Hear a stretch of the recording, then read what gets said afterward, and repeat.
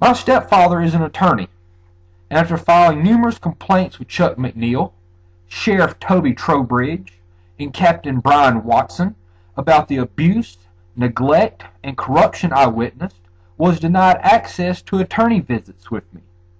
For my own part, as punishment for filing the complaints, I was placed in a medical holding cell for several weeks on the mock suicide watch, without any clothes, no access to phones to call my attorneys, no access to my mail or legal work. They fed me a reduced calorie meal, kept me in pitch black darkness for days, refused to allow me to shower, brush my teeth, or do the most simplistic things. I was not given a blanket or a mattress to sleep on. I was basically so isolated, there would be no way that I could communicate with anyone, family or attorneys.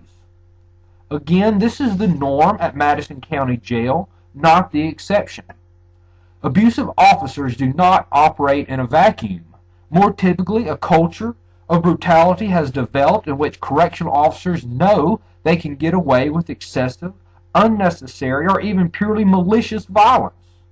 In such prisons, senior officials have failed to communicate unequivocally through training, staff supervision, investigations, and discipline that abuse will not be tolerated. Most of the men and women who work in U.S. jails are decent professionals who have never physically abused or intentionally degraded an inmate, but the absence of leadership, oversight, and external scrutiny can create a climate in which abuses will occur. The failure of senior officials in the Madison County Jail are compounded by the absence of external scrutiny. Prisons and jails are closed institutions from which the press, human rights groups, and members of the public are typically excluded. Independent expert inspections yielding public findings are rare and usually occur only after the situation has become so bad that inmates have filed a lawsuit. It has reached that level now. Perhaps if photos or videotapes of abuse in the Madison County, Mississippi jail were to circulate publicly, citizens would be galvanized to protest such treatment. Absent such graphic and unavoidable evidence, it is all too likely that abuse will continue to be part of many of the inmates' sentences. Abuse becomes systematic and widespread when officials deny its significance as a psychologically and physically devastating abuse that undercuts the very purpose of imprisonment. When jail guards abuse prisoners in their charge, they commit a crime that is condoned by the silence of their colleagues, the tactical neglect of elected officials, and the apathy of the American public. Sheriff Toby Trowbridge should at most be held criminally responsible for his purposeful neglect of the conditions, abuse, and corruption that he allows and probably encourages at the jail. His willful neglect to investigate allegations of corruption and prisoner abuse reflect far more than just his personal feelings. It reflects his contempt of those he deems less fortunate than himself.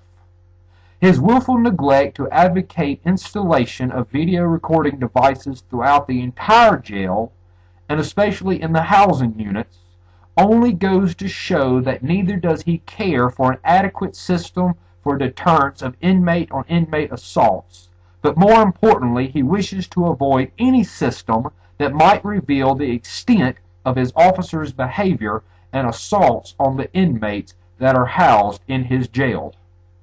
It is essential to seriously investigate all allegations of corruption and prisoner abuse, but just as importantly, a system should be implemented where independent oversight can be introduced to the jail and regular reports be made on what, if any, conditions are being approved. Sheriff Trowbridge and his correctional guard should stand up and let justice be done upon them and submit to recognized international guidelines on humane and proper treatment of the inmates under their care. As the original hero of human rights, Dr. Martin Luther King Jr. said, "Injustice anywhere is a threat to justice everywhere. Whatever affects one directly affects all indirectly.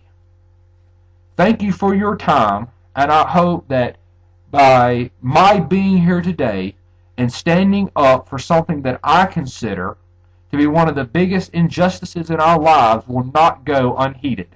It is time to send a message that inmates in the Madison County, Mississippi jail will no longer be mistreated, abused, and neglected. Thank you.